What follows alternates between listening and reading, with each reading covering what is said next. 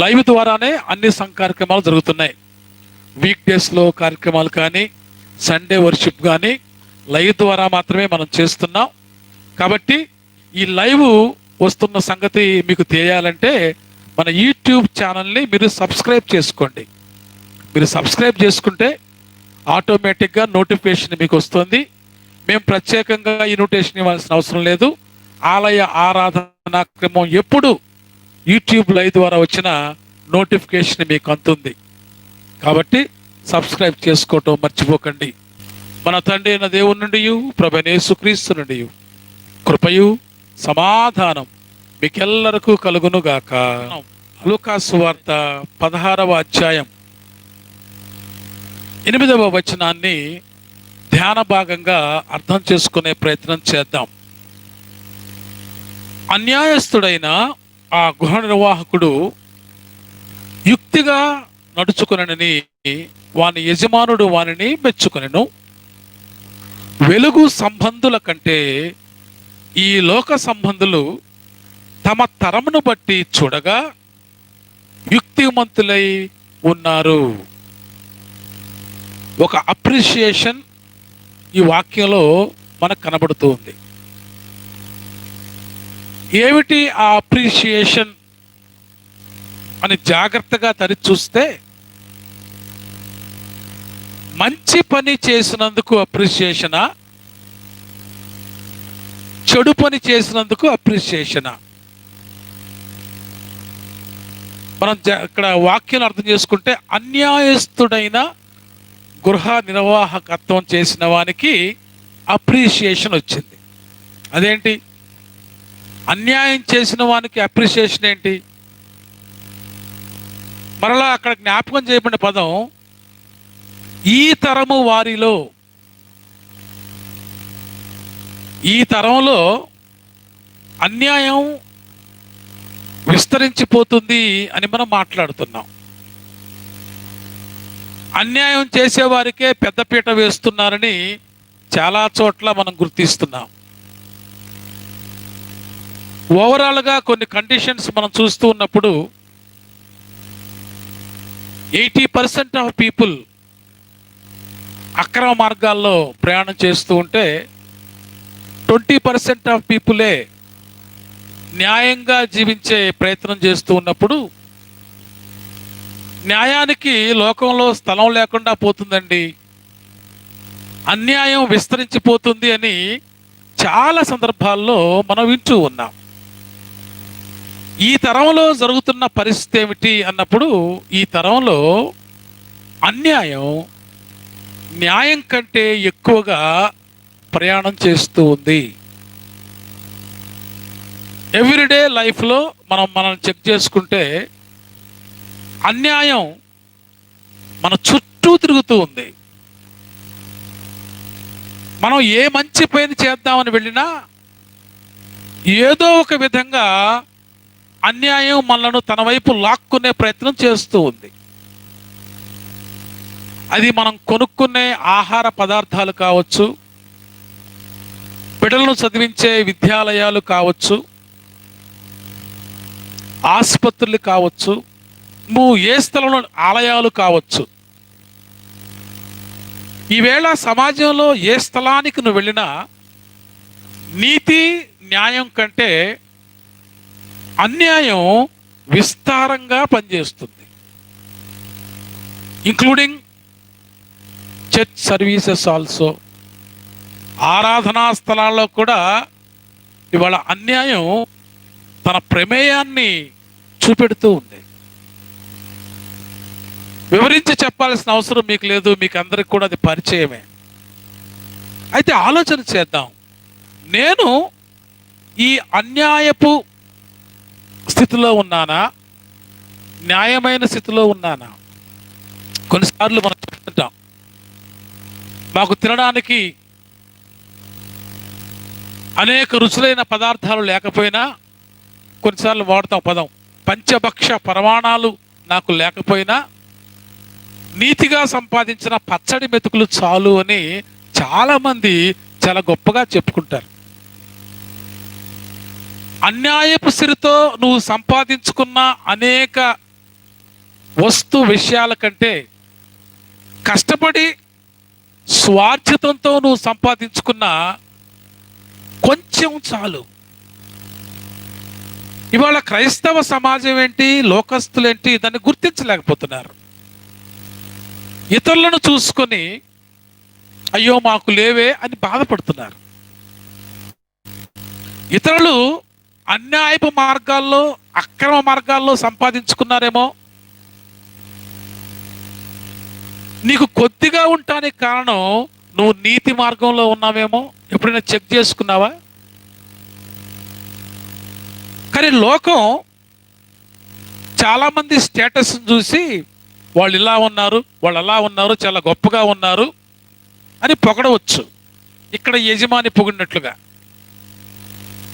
సిరి సంపదలతో, భోగభాగ్యాలతో, ఆస్తులతో, ఐశ్వర్యాలతో తొలగుతూతున్న వారిని చాలా మందిని చూసి ఆహా వీళ్ళు చాలా బాగా ఉన్నారండి అని చాలాసార్లు మనం కూడా అనుకుంటాం. మనల్ని మనం చిన్నబుచ్చుకుంటాం. కానీ అన్యాయపు స్థితితో నువ్వు సంపాదించుకున్న భోగభాగ్యాల కంటే, అక్రమాలతో నువ్వు సంపాదించుకున్న విలాసాల కంటే, కష్టంతో నీతిగా నువ్వు సంపాదించుకున్న కొంచెము మన జీవితానికి తృప్తినిస్తుంది. ఈ తరంలో ఎలా ఉందో ఈ సువార్త పాఠ్య భాగం ద్వారా మనం నేర్చుకోవచ్చు. ఈ తరము వారు ఎలా ఉన్నారంటే చెడుకు ఇచ్చిన ఇంపార్టెన్స్ మంచికి ఇవ్వలేకపోతున్నారు. కాబట్టి మీరు మాత్రము అలా ఉండకూడదు అని శిష్యులతో చెప్తున్నాడు యేసుప్రభు వారు. ఇక్కడ అన్యాయాన్ని మెచ్చుకున్నట్లుగా లేదు. చాలా మంది అలా ఉన్నారు, మీరు ఎలా ఉన్నారు అనే ప్రశ్న ఆయన వేస్తున్నాడు. అక్కడ వాడిన పదం ఏంటంటే అన్యాయస్తుడైన గృహ నిర్వాహకత్వం చేసిన వాడు. వాడు మనుషులను సంపాదించుకున్నాడు. సో అన్యాయకరము ఇష్టపడేవాడు మనుషులను సంపాదించుకుంటాడు. ఈ లోకంలో ఉన్న మనుషుల మెప్పు పొందాలని ఆశపడతాడు. ప్రజాదరణ కొరకు పాకులాడతాడు. ప్రభువు చిత్తానుకూలంగా కాదు. ఈ సత్యాన్ని ఈ వాక్య భాగంలో మనం అర్థం చేసుకోవాలి. 10 మంది మనుషుల్ని కూడగొట్టుకునే పని నువ్వు చేస్తున్నావంటే ఎక్కడో లాలూచి పడుతున్నావు, ఏదో పొరపాటు చేయబోతున్నావు. ఈ లోకంలో ఉన్న అధికారులను, రాజులను నువ్వు ఆశ్రయించి వారి ముందు ఏదో మెప్పు పొందాలని ఆశపడుతున్నావంటే ఎక్కడో తప్పుడు మార్గంలో ప్రవేశిస్తున్నావు. లోకాధికారులను, లోకాన్ని సంపాదించుకోవాలని ఆశపడిన వారు ఇలా రాంగ్ ట్రాక్ లోకి వెళ్తారు.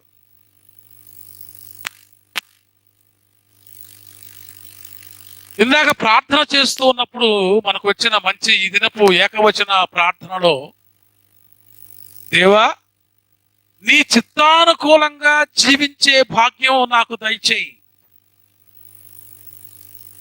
నా ఇష్టానుకూలంగా కాదు. ఈ లోకంలో మన ఇష్టానుసారంగా బ్రతకడానికి చాలాసార్లు పరుగులు తీస్తుంటాం.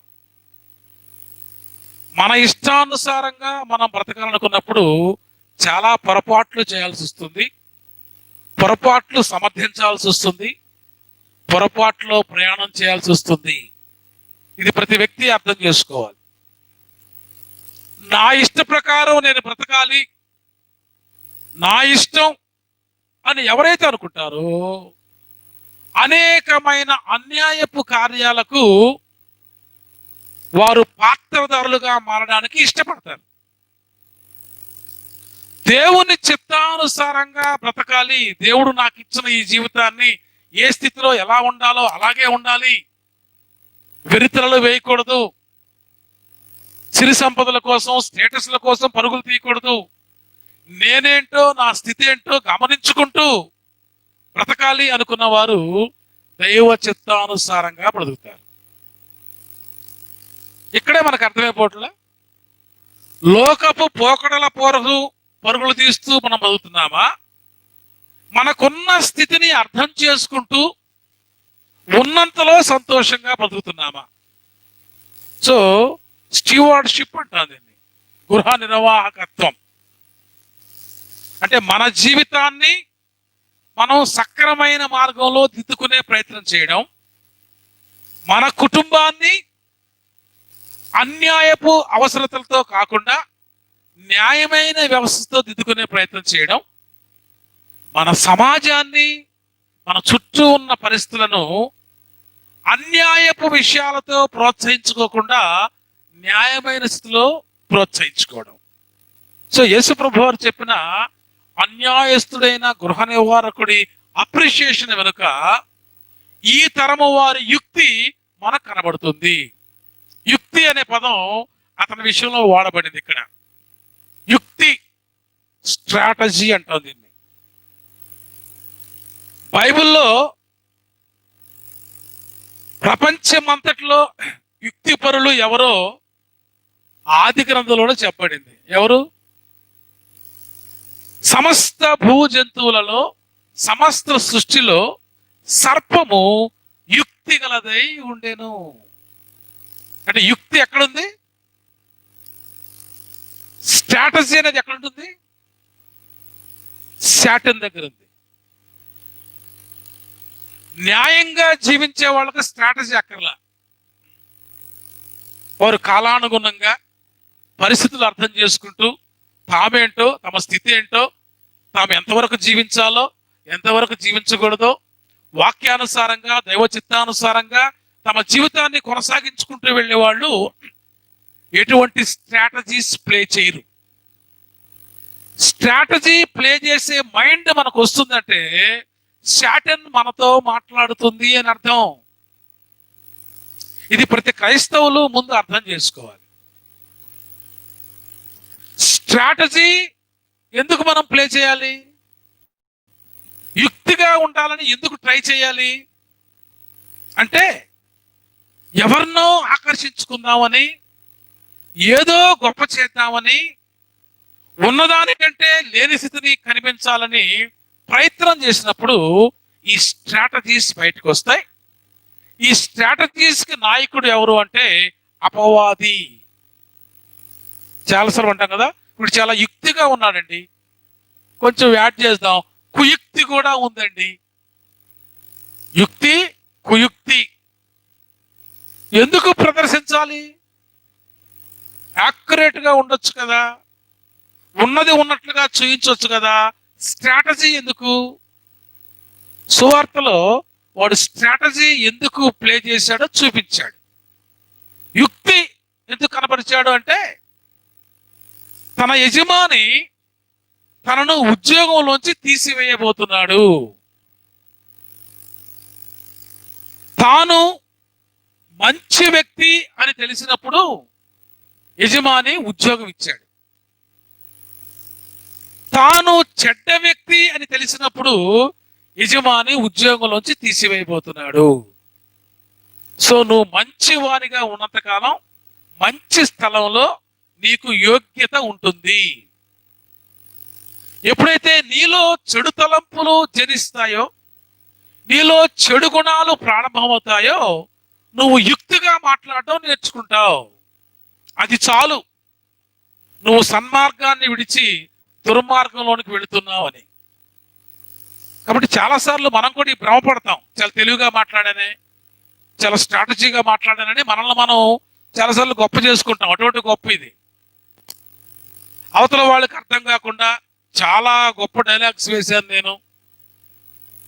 These are all strategic forces. కుయుక్తి, అపవాది యుక్తి, స్ట్రాటజీస్. మేలైన సిద్ధాంతాలు, మేలైన స్ట్రాటజీస్ ఉంటాయి. అది మేలు చేయటం కోసం, దానికోసం ప్రత్యేకంగా ప్రదర్శించాల్సిన అవసరం లేదు. ఇక్కడ ప్రదర్శన జరిగింది. ఏ ప్రదర్శన జరిగిందంటే యజమాని ఎప్పుడైతే ఇతని చెడుతనాన్ని గ్రహించి పనిలోంచి తీసివేయాలని అతనికి తెలియచెప్పాడో, అది గ్రహించి గుర్తించి ఇతడు స్ట్రాటజీ స్టార్ట్ చేశాడు. ఏమిటా స్ట్రాటజీ?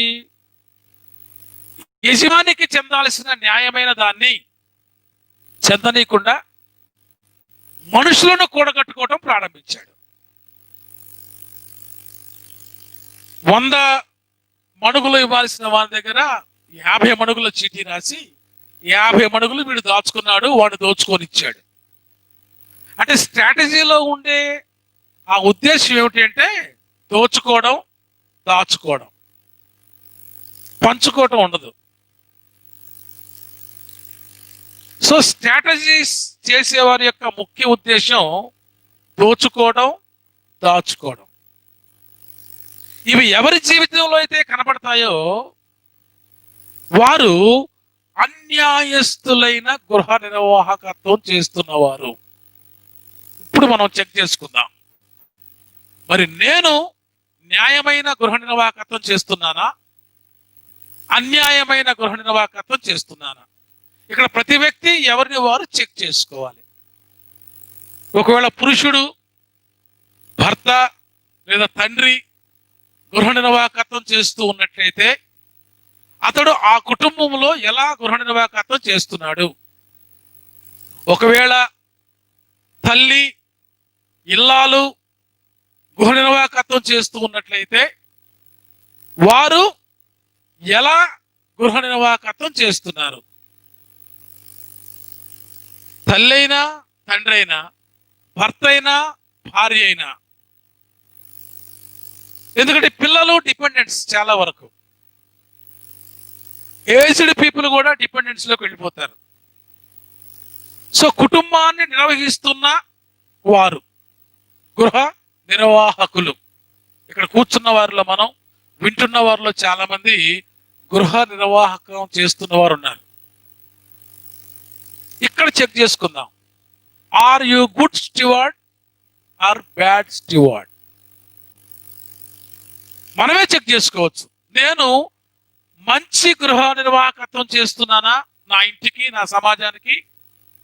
అన్యాయపు గృహ నిర్వాహకత్వం చేస్తున్నానా? Check yourself. ఒకసారి వాక్యపు పరిశీలన మనం చేసుకుంటూ వెళ్తే, ఏదేను వనం మీద గృహ నిర్వాహకత్వం చేయమని ఆదాముకు అపాయింట్మెంట్ ఇచ్చినప్పుడు యుక్తిగల సర్పం వలన ఆదాము తన గృహ నిర్వాహకత్వాన్ని పోగొట్టుకున్నాడు. ఏదేను వనంలోంచి బయటకు నెట్టివేయబడ్డాడు. ఇలా ఇప్పుడు ఎక్కడైతే యేసుప్రభువు వారు ఈ మాట చెప్పాడు, సరైన గృహ నిర్వాహకత్వం చేయని వాడు ఆ గృహ నిర్వాహకత్వం పనిలోంచి బయటకు నెట్టివేయబడతాడు. అనగా దైవ చిత్తానుసారంగా ఉండాల్సిన స్థలంలోంచి వాడు బయటకు నెట్టివేయబడతాడు, లోకంలోనికి నెట్టివేయబడతాడు. లోకం ఎప్పుడు కూడా చెడు గృహ నిర్వాహకత్వం కోసం ఎదురు చూస్తూ ఉంటుంది, నిన్ను ప్రోత్సహిస్తూ ఉంటుంది, ప్రేరేపిస్తూ ఉంటుంది. కాబట్టి లోకంలో నువ్వు బ్రతకాలంటే నీకు యుక్తి ఉండాలి. దేవుని సన్నిధిలో బ్రతకాలంటే దేవుని చిత్తాన్ని గ్రహించే బుద్ధి ఉంటే చాలు. రెండే, ఒక చోట బుద్ధి ఉండాలి, ఇంకో చోట యుక్తి ఉండాలి. బుద్ధి గలవారు దేవుని వాక్యం చొప్పున బ్రతుకుతారు, ఇంకా వేరే విషయాల్లో వాళ్ళు ఆలోచించరు. బుద్ధి లేని వారు గడ్డి తినాలనుకునేవారు స్ట్రాటజీస్ తో అన్యాయంగా ధనాన్ని, మనుషుల్ని సంపాదించుకుంటారు. మనం ఎక్కడున్నాం? చాలా ఉపమానాలు ఉన్నాయి, నేను క్లుప్తంగానే మీకు జ్ఞాపకం చేస్తాను. నోవాహు జీవితాన్ని మనం జ్ఞాపకం చేసుకున్నప్పుడు భూమి మీద ఉన్న వాళ్ళందరిలో కూడా నోవాహు దేవునికి ప్రత్యేకంగా కనబడ్డాడు. భూమి మీద మనుషులందరూ కూడా చెడుతనముతో తమ గృహాలను నిర్వహించుకుంటూ ఉన్నారు, కానీ నోవాహు మాత్రం నీతిమంతునిగా తన గృహాన్ని కాపాడుతూ ఉన్నాడు. సో దేవునికి ఇష్టమైన గృహ నిర్వాహకత్వం ఇతర నరుల యొక్క జీవితాలను చూసినప్పుడు దేవుడు నోవాహు యొక్క గృహ నిర్వాహకత్వాన్ని మెచ్చుకొని నూతన తరానికి నాందిగా నోవాహును సెలెక్ట్ చేసుకున్నాడు. సృష్టిని పునర్నిర్మాణం చేయడానికి, పునర్ప్రతిష్ఠ చేయడానికి, ప్రక్షాళన చేయడానికి నోవాహుకు గృహ నిర్వాహకత్వం అప్పగించాడు. మనందరికీ తెలుసు, అది బాల్యం నుంచి వింటున్నాం. నోవాహు ఓడ. మంచి గృహ నిర్వాహకుడిగా దేవుడు నోవాహును ఎన్నిక చేసుకున్నాడు. ఆ తర్వాత మళ్ళా నోవాహు ముగ్గురు కుమారులు, వాళ్ళ తరాలు పెరిగిపోయిన తర్వాత, స్ప్రెడ్ అయిన తర్వాత, నిమ్రోదు జనరేషన్ వాళ్ళలోంచే వచ్చిన తర్వాత, రకరకాలగా ప్రజలు మళ్ళా విస్తరించిపోయిన తర్వాత అబ్రహామును దేవుడు ఎన్నిక చేసుకున్నాడు. అబ్రహాము ద్వారా గృహ నిర్వాహకత్వం మళ్ళా రిపీట్ అయింది. గాడ్ సెలెక్టెడ్ ఏ పర్సన్. మేలైన గృహ నిర్వాహకుడి కోసం దేవుడు ఎదురు చూస్తూ ఉంటాడు. ఎందుకంటే వారు దైవ చిత్తాన్ని నెరవేరుస్తారు. తరువాత 12 గోత్రాల వారిని ఎన్నిక చేసుకున్నాడు. అందులో ప్రత్యేకంగా యోసేపును సెలెక్ట్ చేసుకున్నాడు. బెస్ట్ గృహ నిర్వాహకత్వం, బెస్ట్ స్టివార్డ్షిప్. పొతీఫర్ ఇంట్లో, ఫరో ఇంట్లో he proved it. మేలైన స్టివార్డ్ ఎలా ఉంటాడు, అన్యాయపు స్టివార్డ్ ఎలా ఉంటాడు. మేలైన స్టివార్డ్ కష్టమైన నష్టమైన జైలు శిక్ష అయినా భరిస్తాడు. అన్యాయపు స్టివార్డ్ ప్రజలతో లాలూచిపడి తన పద్ధతులు మార్చుకుంటాడు. స్టివార్డ్షిప్స్ మనం జ్ఞాపకం చేసుకుంటే, Joseph the best steward, entire biblical characters. Joseph stewardship ఎంత గంభీరమైందో. ఆ తరువాతి కాలాలు మనం చూసుకుంటూ వెళ్తే, మోజెస్ స్టివార్డ్షిప్, ఇశ్రాయేలు జనాంగం అంతటిని మేలైన చోటికి నడిపించడానికి, అన్యాయపు స్థితిలో పడిపోకుండా మోజెస్ ఎలా నడిపించుకుంటూ వచ్చాడో మనకు తెలుసు. కాలక్రమేణా దేవుని జనాంగాన్ని నడిపించడానికి దేవుడు యాజకత్వం అనే స్టివార్డ్షిప్ ఆరోనుకి ఎలా ఇచ్చాడు. ఆరోన్ స్టివార్డ్షిప్. కాబట్టి దైవికంగా మనం ఆలోచన చేస్తూ వస్తే, యేసుక్రీస్తు కాలం వచ్చేంత వరకు మేలైన గృహ నిర్వాహకత్వం దైవ చిత్తానుసారమైన ఒడంబడిక, ఒత్తిక ఉన్న వారి కుటుంబాల్లో కనబడుతుంది. అన్యాయపు గృహ నిర్వాహకత్వం లోకంలో, లోకస్తులలో ఒకరిగా జీవించాలని, లోకస్తులతో పాటు కలిసిమెలిసి ఉండాలి అనుకునే వారి మధ్య కనబడుతుంది.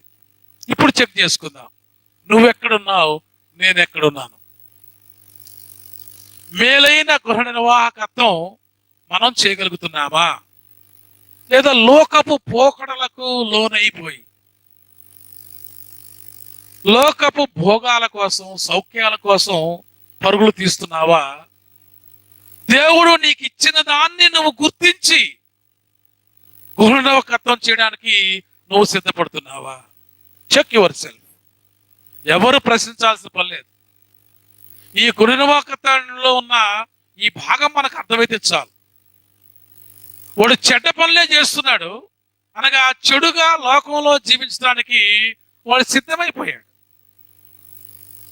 నువ్వు కూడా లోకపు పోకడలతో స్టివార్డ్షిప్ చేయాలని నువ్వు అనుకుంటే, ఒక గృహిణిగా, ఒక గృహ యజమానిగా ఇవాళ ఒక మంచి డెసిషన్ తీసుకో.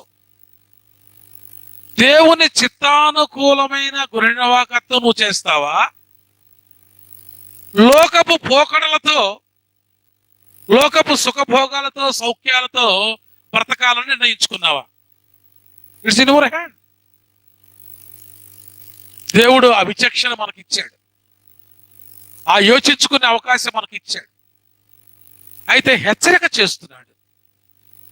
ఎప్పుడైతే లోకంతో కలిసి జీవించాలని అనుకుంటున్నావో, యుక్తిపరుడైన అపవాదికి నువ్వు ది బెస్ట్.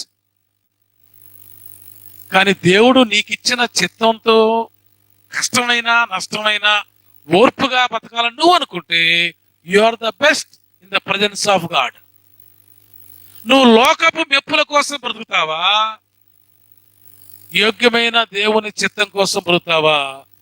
ఇవాళ నీ ముందుకు ఆయన ఈ మాటను అప్పగించాడు. ఎందుకంటే మన అందరం కూడా ఏదో ఒక స్థితిలో ఎక్కడో చోట గృహ నిర్వాహకులుగా పిలువబడుతున్నాం. తండ్రిగానో, తల్లిగానో, భార్యగానో, భర్తగానో, తాతగానో, గ్రాండ్ పేరెంట్స్ గా మనం ఎక్కడో పిలువబడుతున్నాం. సో ఈ grand parent status, parental status, ఈ ఫ్యామిలీ స్టేటస్ లో నీకు రెస్పాన్సిబిలిటీ ఉన్నప్పుడు నువ్వు అన్యాయస్తుడైన గృహ నిర్వాహస్తుడిగా, గృహ నిర్వాహకురాలిగా ఉన్నావా, న్యాయమైన గృహ నిర్వాహస్తుడిగా, గృహ నిర్వాహకుగా ఉన్నావా? Check yourself. యేసు ప్రభు వారు ఆ ఉపమానాన్ని ఇక్కడ ఇవాళ మనతో జ్ఞాపకం చేశాడు. నువ్వు దేనికి దగ్గరగా ఉన్నావు? ఈ కథనం అంతా మీకు తెలుసు కాబట్టి దాన్ని పదే పదే నేను మీకు జ్ఞాపకం చేయను. అయితే 10వ వచనం మీకు జ్ఞాపకం చేస్తాను. మిక్కిలి కొంచెములో నమ్మకముగా ఉండేవాడు ఎక్కువలోనూ నమ్మకముగా ఉండను, మిక్కిలి కొంచెములో అన్యాయముగా ఉండేవాడు ఎక్కువలోనూ అన్యాయముగా ఉండు. కాబట్టి మీరు అన్యాయపు సిరి విషయములో నమ్మకముగా ఉండేలా సత్యమైన ధనము ఎవడు మీ వశము చేయును. సో అన్యాయపు సిరికి రిప్రజెంటేటివ్స్ గా ఉంటున్నాం మనం. నీతి అనేది మన బ్రతుకులోకి రాదు. ఈ లోకము పోకడంలో పడిపోయి అన్యాయానికే దగ్గరగా ఉండే రోల్స్ మనం ప్లే చేయబోతున్నాం. కాబట్టి సత్యం అనేది ఇక నీ బ్రతుకులోనికి రాదు. ఈ అక్రమైన మార్గాలు లేదా లావిష్ అండ్ లస్ట్ ఇష్యూస్ కోసం పరుగులు తీసేవారు ఎప్పుడు కూడా రైట్ పాత్రలో బ్రతకలేడు. స్టెప్ బై స్టెప్ వాడు జారిపోతూ ఉంటాడు. కాబట్టి మనం ఎప్పుడు కూడా ఈ స్థితిని జ్ఞాపకం చేసుకోవాలా. కొంచెములో నమ్మకంగా ఉంటాం, ఉన్నంతలో సర్దుకొని జీవించడం చాలా ముఖ్యం.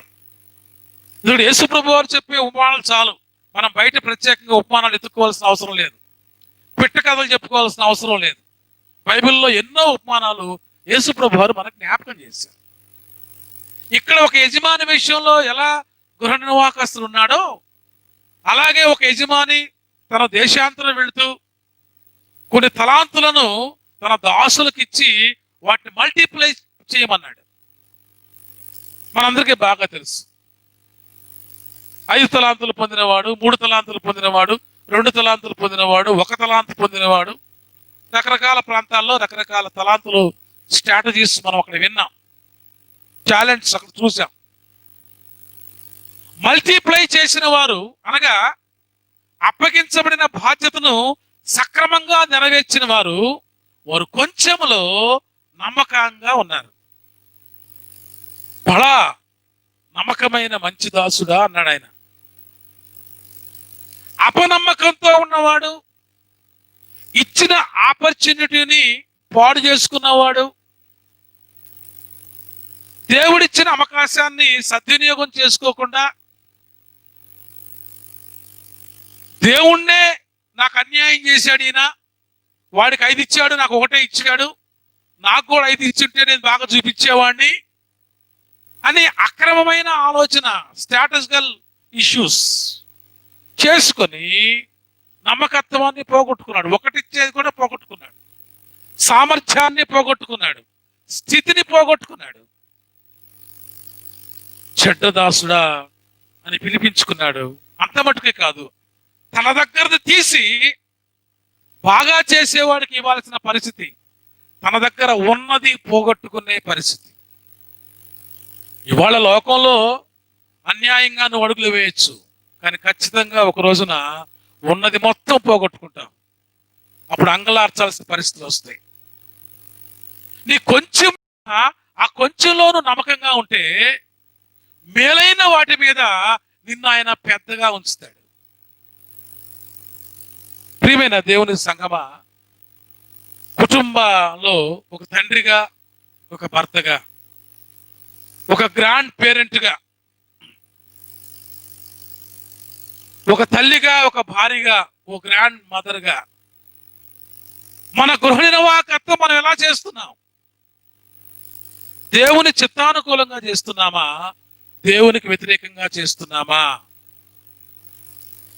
పౌలు భక్తుడు కొరింథీ సంఘానికి రాస్తూ జ్ఞాపకం చేసిన సత్యాన్ని మనం జ్ఞాపకం చేసుకుంటే, మనుషులు దైవ చిత్తానుసారంగా కాకుండా తమ ఇష్టానుసారంగా జీవించడం ప్రారంభిస్తారట. 6వ వచనం, వారు ఆశించిన ప్రకారము, కొరింథీ రాసిన మొదటి పత్రిక 10వ అధ్యాయం 6వ వచనం, వారు ఆశించిన ప్రకారము మనము చట్టాంతముగా ఉన్నవి. అనగా యుక్తితో, స్వకీయమైన ఆలోచనలతో, దురాశలతో దేవుని మాట చొప్పున బ్రతకకుండా తమ ఇష్టానుసారంగా బ్రతకాలని ఆశించేవారు. వారిలో నువ్వున్నావా? వారిలో నువ్వు ఉంటే మరొకసారి ఈ దృష్టాంతాలన్నీ ఆయన జ్ఞాపకం చేస్తున్నాడు. ఇశ్రాయేలీయులు 40 సంవత్సరాల వారి జీవిత ప్రయాణంలో ఐగుప్తు దాస్యం నుంచి కానానుకు వెళ్ళే ప్రయాణంలో వారు ఆశించినవి దేవుడు జరిగించినవి. దేవుడు జరిగించిన వారికి ఒదిగిన వారే వాగ్దాన భూమిలో అడుగు పెట్టగలిగారు. తాము ఆశించినవి పొందుకున్న వారు వాగ్దానపు భూమిలో అడుగు పెట్టలేకపోయారు, ప్రాణాలు పోగొట్టుకున్నారు. దేవుడు వారికేం కొదవ చేయలే. మన్నా ఇచ్చాడు, పురుడి పిట్టలను ఇచ్చాడు, తిండికేం కొదవ చేయలే. కానీ వారి సణుగుడు వలన వారు జీవితాలే పోగొట్టుకున్నారు.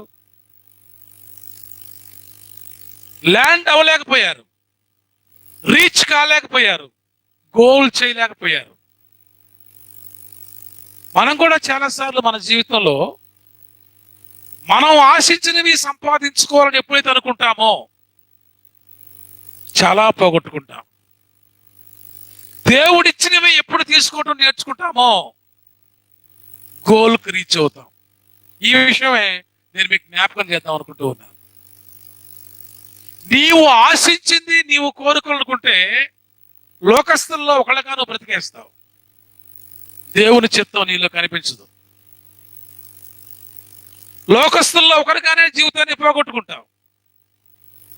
కానీ దేవుని చిత్తానుసారంగా జీవించి నేర్చుకుంటే లోకస్తుల ఎదుట ఒక మంచి గోల్ను నువ్వు సాధించి నెక్స్ట్ జనరేషన్కి అందించగలుగుతావు. నిజమైన గృహ నిర్వాహకస్తులు మనం లెక్క వేసుకున్నాం కదా. ఒక యోనా, ఒక అబ్రహాం, ఒక మోజెస్, ఒక జీజస్, వీళ్ళందరూ కూడా దేవుని చిత్తాన్ని నెరవేర్చి ఒక గోల్ను సాధించి ప్రజలకు అది అందించారు. పౌల్, చాలా మంది పూర్వీకులు మనం చెప్పుకుంటాం, ఆది సంఘ పితరులు లేదా సమాజంలో ఒక గొప్ప గోల్, హంబుల్ లైఫ్ తో లీడ్ చేసిన వాళ్ళు, లక్ష్యాలు సాధించారు. వాళ్ళు మతాలు మార్చుకోవాల్సిన అవసరం లేదు. దేవుని వాక్యానుసారంగా జీవించడం ప్రారంభించారు వాళ్ళు. ఎప్పుడు వాక్యానుసారంగా జీవించడం నేర్చుకున్నావో definitely you can reach the goal. అంతెందుకు, మన భారతదేశంలో మహాత్మా గాంధీ స్వాతంత్రాన్ని సాధించాడు అని అందరం గొప్పగా చెప్పుకుంటున్నాం కదా. ఆయన ఆత్మకథలో రాశాడు, ఈ స్వాతంత్ర్యం సంపాదించడానికి నేను ఎన్నుకున్న అహింస సిద్ధాంతం యేసు ప్రభు వారు బోధించిన కొండ మీద ప్రసంగంలో నేర్చుకున్నాను అన్నాడే. మహాత్మా గాంధీ మతం మార్చుకోవాలా? మనసు మార్చుకున్నాడు. నా భారతదేశానికి స్వతంత్రం రావాలి అంటే యేసు ప్రభు వారు బోధించిన అహింసా సిద్ధాంతాన్ని నా ప్రాణం పోయినా సరే ప్రజల కొరకు నేను వివాదాలు పడకుండా, గొడవలు పడకుండా కూర్చోవాలని అహింసా సిద్ధాంతం నేర్చుకున్నాడు. ఇవాళ జాతి పిత అని పిలుస్తారు. అఫ్ కోర్స్ కాదనే వాళ్ళు కూడా చాలా మంది ఉంటారు. బట్ ఆయన రాసుకున్నాడు ఆత్మకథలో, ఆయన సొంత డైరీలో రాసుకున్నాడు ఆయన. నేను యేసు ప్రభు వారు బోధించిన కొండ మీద ప్రసంగానికి ఇన్ఫ్లుయెన్స్ అయ్యి ఈ అహింస పద్ధతిని నేర్చుకున్నాను. అప్పుడు నాకు ఏ స్ట్రాటజీ వాడాల్సిన పని లేదు. అంతకుముందు స్వాతంత్ర్యం కోసం ఏ స్ట్రాటజీకి పోదాం అనుకున్నా నేను. ఇక నో స్ట్రాటజీస్, అహింసే. యేసు అనుసరించిన అహింస నేను కూడా పాటిద్దాం అనుకున్నాను. సిలువలో ప్రాణాలు తీస్తున్నా, క్షమాపణ కోరిన యేసు అహింసావాదాన్ని నేను కూడా నేర్చుకున్నాను. ఎంత గొప్ప మాట అండి. మరి మన జాతి పిత అని మనం పిలుచుకుంటాం. అలాగే చాలా మంది గోల్స్ రీచ్ అయిన వాళ్ళని చూడండి ఒకసారి మీరు. వాళ్ళు మతాలకు అతీతులు, మానవులకు అతీతులు. వారి జీవితంలో దేవుని చిత్తం ప్రయాణం చేస్తూ ఉంటుంది. వారు దేవుని వాక్యానికి కట్టుబడి అడుగులు వేస్తుంటారు. ప్రియమైన దేవుని సంగమా, అందులో నీవు నేను కూడా ఉండి ప్రపంచానికో దేశానికో మనం ఏం చేయక్కర్లా. మన కుటుంబానికి నిజమైన గృహ నిర్వాహకత్వం చేస్తే చాలు. చెడ్డవాటిని ఆశించక, లోకాన్ని ఆశించక, దేవుడు నీకు ఇచ్చిన దాంట్లో ఒద్దికగా జీవించడం నేర్చుకుంటే, మనం ఎంతసేపటికి వాళ్ళలా ఉండాలి, ఈళ్ళలా ఉండాలా, అది ఉండాలి, ఇది ఉండాలి అనుకుంటే జీవితంలో నువ్వు సక్సెస్ కాలేవు. నీలా నువ్వు ఉంటూ నేర్చుకో. నీ స్థితి ఏంటో నువ్వు గమనించడం నేర్చుకో. ఎప్పుడైతే నిన్ను నువ్వు తరచి చూసుకుని నేను దేవుని చిత్తానుసారంగా ఉన్నానో లేదో అని అనుకుంటావో, అప్పుడు నువ్వు దేవుని యొక్క మెప్పు పొందగలవు. అన్యాయపు గృహ నిర్వాహకురాలుగా నువ్వు ఉండలేవు. ఇక్కడ ఒకసారి మనం 13వ వచనాన్ని చదువుకుందాం, 12 చదువుకుందాం. తాను నిలుచున్నానని తలంచుకునేవాడు పడకుండానట్లు జాగ్రత్తగా చూసుకొనవలెను. ఇందాక మనం యుక్తి గురించి మాట్లాడుకున్నాం కదా, వాడు యుక్తిపరుడు. ఇక్కడ 11వ వచనంలో ఈ సంగతులు దృష్టాంత రూపముగా వారికి సంభవించి యుగాంతమందున్న మనకు బుద్ధి కలుగుటకై. సువార్తలు మాట్లాడినా, ప్రకటనలు మాట్లాడినా, పరిశుద్ధ గ్రంథం మాట్లాడినా మనకు బుద్ధి చెప్పడానికి మాట్లాడుతున్నాయి. బుద్ధి కలుగుటకై. సాధారణంగా మనుష్యులకు కలుగు శోధన తప్ప మరేది మీకు సంబంధించలేదు. దేవుడు నమ్మదగిన వాడు. మీరు సహింపదగిన దానికంటే ఎక్కువగా ఆయన మిమ్మల్ని శోధింపడు. అంతేకాదు, సహింపగలుగుటకు ఆయన శోధనలో కూడా తప్పించుకుని మార్గము తెలియచేయను. There is no place for strategy. నువ్వు స్ట్రాటజీ ప్లే చేయాల్సిన అవసరం లేదు. He will revealed.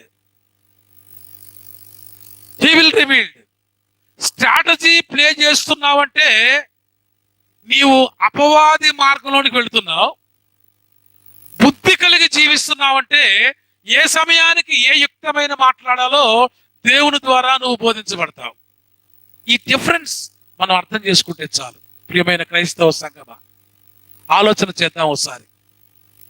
బుద్ధి గల కన్యకల జాబితాలో నువ్వు ఉన్నావా? బుద్ధి లేని స్ట్రాటజీల కోసం పరిగెత్తే జాబితాలో నువ్వు ఉన్నావా? ఇవాళ నీ కుటుంబాన్ని నువ్వెలా ఏలుకుంటున్నావు? లేదా నీ కుటుంబాన్ని నువ్వెలా కట్టుకోవాలనుకుంటున్నావు? మంచి గృహ నిర్వాహకుడిగానా, మంచి గృహ నిర్వాహకురాలిగానా? గుడ్ స్టివార్డ్షిప్పా, బ్యాడ్ స్టివార్డ్షిప్పా? Check yourself. ఎవరి బలవంతం లేదు ఇక్కడ. స్ట్రాటజీస్తో నీ ఇల్లు కట్టుకోవాలనుకుంటే ఖచ్చితంగా అది ఇసుకలో కట్టుకున్న ఇల్లే. సమస్యలు వచ్చినప్పుడు కూలిపోతుంది. కానీ బుద్ధితో నువ్వు ఇల్లు కట్టుకుంటే దేవుడు ఎప్పుడు నీకు మంచి మేలైన సలహాలు ఇస్తూ నిన్ను నిలబెడతాడు. నీ గృహ నిర్వాహకత్వం స్టాండర్డ్గా ఉంటుంది. ఆలోచన చేద్దాం ఒకసారి. ఈ దినం వాక్యం మనతో మాట్లాడిన సత్యం. బుద్ధిగా అనగా దేవుడు నీకు ఇచ్చిన ప్రతి స్థితిని జ్ఞాపకం చేసుకొని లోకపు విలాసాల వైపు చూడకుండా, స్ట్రాటజీల వైపు పరిగెత్తకుండా దేవుడు నీకు ఇచ్చిన ఆ సమయానుకూలమైన బుద్ధితో నువ్వు జీవిస్తే ఖచ్చితంగా మేలైన ఆశీర్వాదాలకు నువ్వు వారసురాలి అవుతావు. లేదా అపవాది యుక్తితో, నీటి స్ట్రాటజీస్తో నిన్ను నువ్వు మెప్పు చేసుకోవాలని, లేదా ఈ తరం వారితో నీవు ఆశించిన ప్రకారం జరగాలని నువ్వు కోరుకుంటే ఖచ్చితంగా త్వరలో నువ్వు కష్టాల పాలవుతావు, నష్టాల పాలవుతావు. ఇవాళ కాకపోవచ్చు. సో దేవుడు ఆశించిన ప్రకారం జీవిస్తావా? నీవు ఆశించిన ప్రకారం జీవిస్తావా? ఇవాళ ఒక మంచి నిర్ణయం నువ్వు తీసుకో. ఎందుకంటే దేవుడు అవకాశం ఇస్తున్నాడు. స్ట్రాటజీలతో బతుకు లీడ్ చేద్దాం అనుకుంటున్నావా? బలమైన హస్తాల కింద వినయ విధేయతలతో ఒదిగి బుద్ధిగల కుమారుని వలె తండ్రి ఇంటికి వస్తావా? బుద్ధి లేని కుమారుడు వలె తండ్రి ఇంటి నుంచి వెళ్ళిపోతావా? నీ స్ట్రాటజీస్తో ఒకనొక చోటుకి వెళ్ళి బహుగా నేను విస్తరించాలి, అది చేయాలి, ఇది చేయాలి అని నువ్వు అనుకుంటే కష్టపడతావు, నష్టపడతావు. తండ్రి ఇంట ఆయన బలమైన హస్తాల కింద ప్రేమతో నువ్వు ఉంటే ఒక రోజున ఖచ్చితంగా నీవు కూడా మంచి గృహనిర్వాహకుడుగా, మంచి గృహనిర్వాహకులుగా లోకంలో గుర్తించబడతావు. అటు మేలైన గృహ నివాసం చేయడానికి మనలో ప్రతి ఒక్కరిని పరిశుద్ధాత్ముడు స్థిరపరచును గాక. ఆమేన్. సమస్తగా దేవుని సమాధానం యేసుక్రీస్తు వలన మీ హృదయములకు తలపులకు కావాలనుగాక.